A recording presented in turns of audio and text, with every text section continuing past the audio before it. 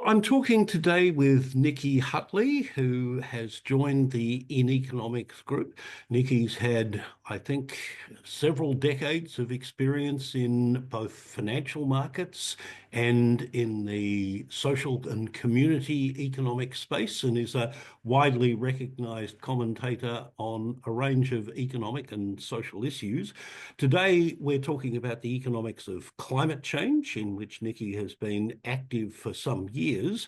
So welcome to this set of conversations, Nikki. It's good to have you part of it.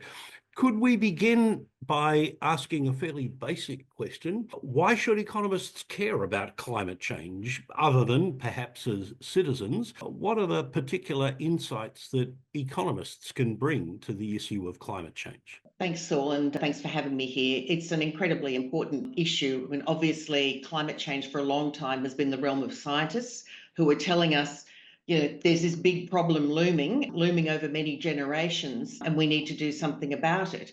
But of course, as with any government policy, we always need to weigh up the costs and benefits of action and inaction. And whilst climate change impacts seemed like a long way away, even as recently as 20 years ago when Ross Garnaut started writing his green and then white paper. Now, of course, we're seeing it all around us in Australia through extreme events, but also through the more acute events like rising numbers of heat days. And these have dramatic impacts on the economy. And of course, part of the reason we're failing to do anything about it sufficiently in Australia to some degree, but also around the world, is because we never price the externalities, as we economists like to refer to them.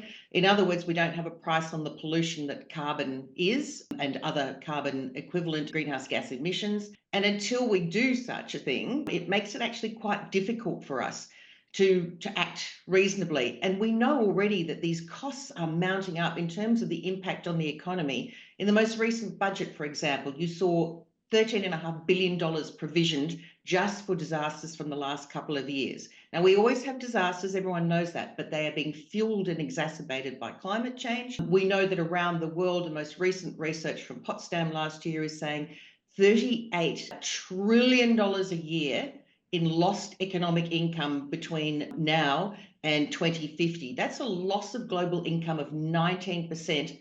Just with what we've already done with climate. We're at 1.4 degrees of warming. Of course, Paris says we need to keep as close to 1.5 as possible.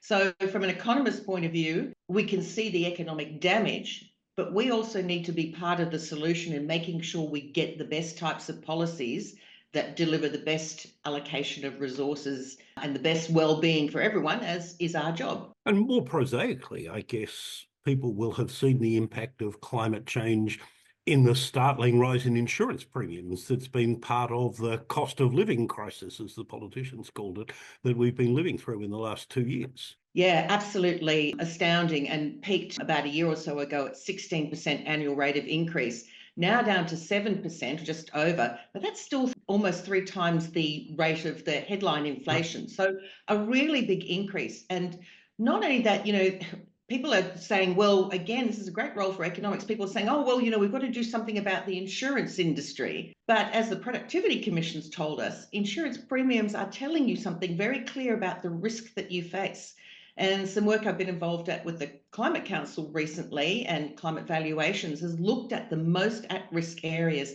There are suburbs across Australia, 86 of them, in fact, where more than 80% of the households and business premises there are at a high risk of insurance unaffordability.